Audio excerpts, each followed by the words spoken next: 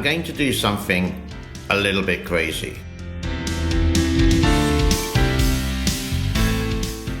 This is like a spur of the moment kind of decision.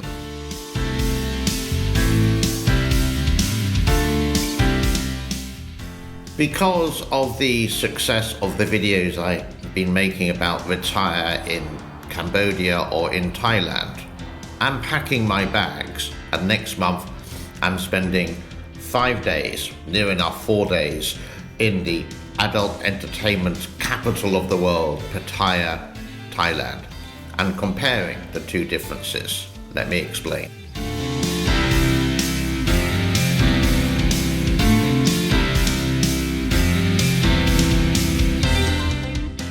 Not so long ago, I made a video entitled Retire in Cambodia, Not in Thailand. And I have received quite a few comments from people in Thailand, in the Philippines here, some people who thinking of retiring in, let's say, in the United States of America. So after all this debate and trying to help people online and through my email address, which I will link in the description below if I can remember, I thought it would be time to do a big comparison. So the idea is that I want to go to Thailand just for, let's say, 5 days, but not for this.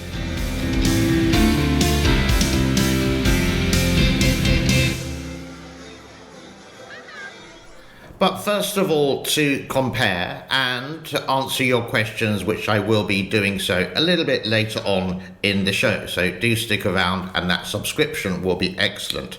Here is some street food in Thailand, and a meal you can get for 50 baht, $1.50 for example.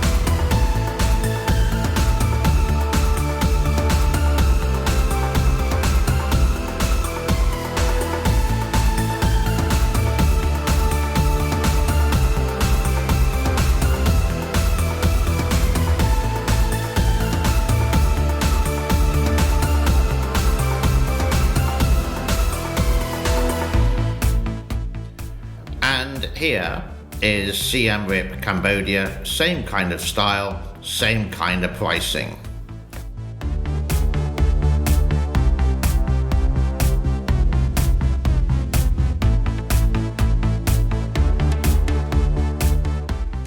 The nightlife in Pattaya can be wild, and it can be in your face when you're out and about, and it can be for some people a little bit annoying who are actually just going to try and find a quiet bar for a drink. They are available, I have showed before, but this is your nightlife scene.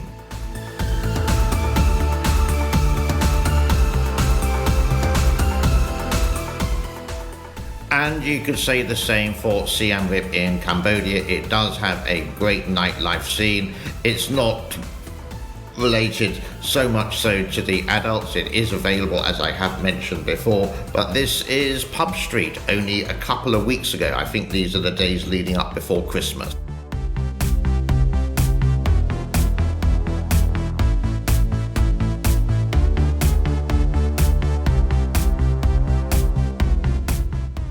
So mainly what I want to do is to compare, first of all, $300 a month apartments.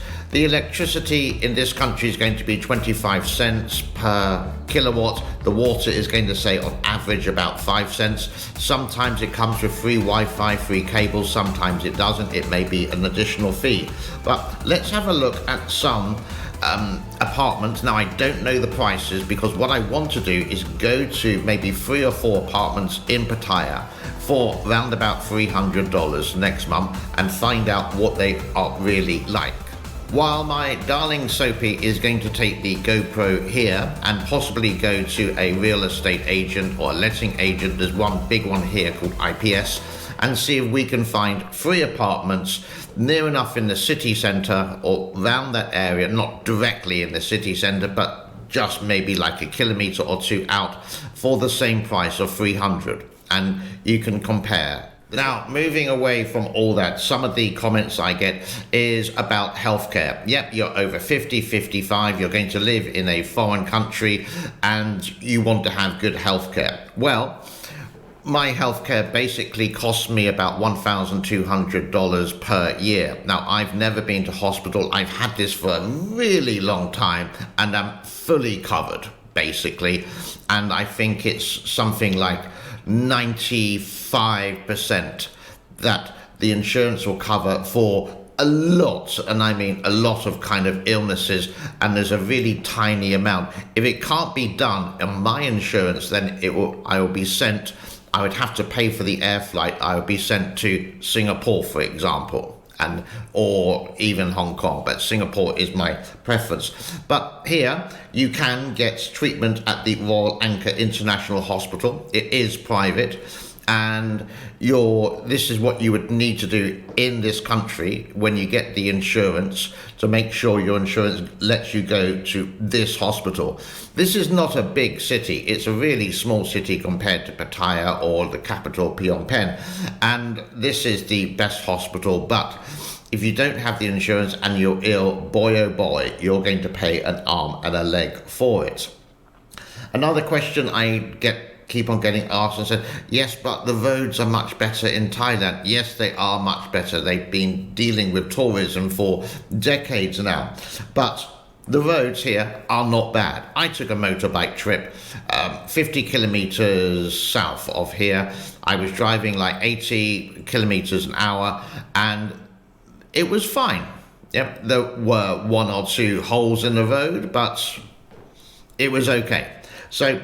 And they also did a really big road conversion project here. It's called the 38 Road Project, where they just cleaned up 38 roads. So it's actually really nice. The other question I get is related to relationships. Now, you can see a picture here. I'm not too sure if that's the right picture or not. And yes, it is common that you would see someone about my age and their girlfriend is like 20, 30, 40 years old. It's really common. But the thing is, don't ever have a girlfriend as a bar girl, because she will have many other, it's her business, it's her livelihood. It's really a bad thing to say about that. There are dating applications the same as you can get anywhere else in the world. Don't ask me about that, not too sure about that. There are some, it's just near enough by chance. The girl that you're going to meet is not going to be someone in a bar, for example. It's an individual choice. It's up to you. But do remember the age gap. If she is like really young, like 20 and you're 50, you don't want to go to a bar and a disco and a nightclub once a week, but she definitely will, or most possibly will. So it swings and roundabouts, and the only way to explain it is for you maybe to come on a short holiday for 2 or 3 months, experience the life in Thailand and maybe here, possibly in a different country.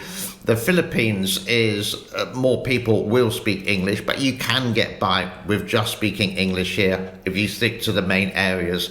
Thailand is better, but it's not their first language. It is taught in the schools, but in the city centre in Pattaya, yeah, okay. In Bangkok, yeah, it's okay. But when you go outside, it's not as good. So there's the language problems out the way. And it's always good to learn a couple of extra words in a foreign language. You will get far more respected like that. I have waffled on too much. I hope you found the reasons interesting.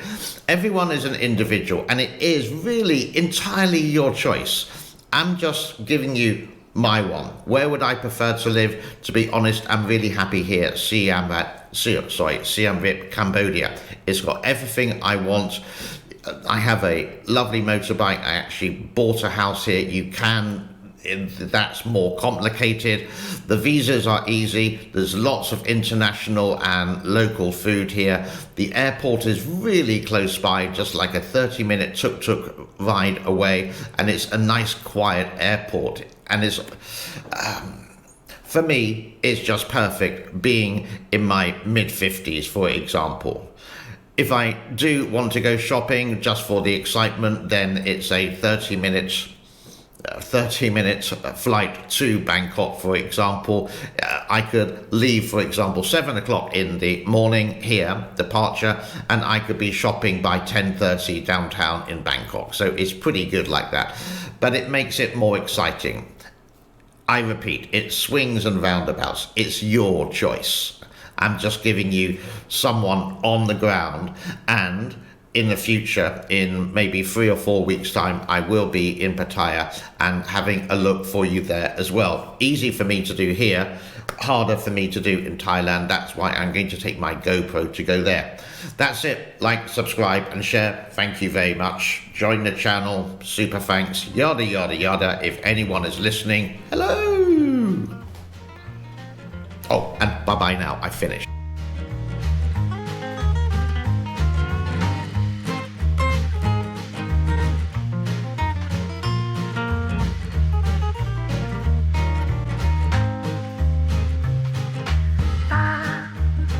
Ba ba da ba ba ba ba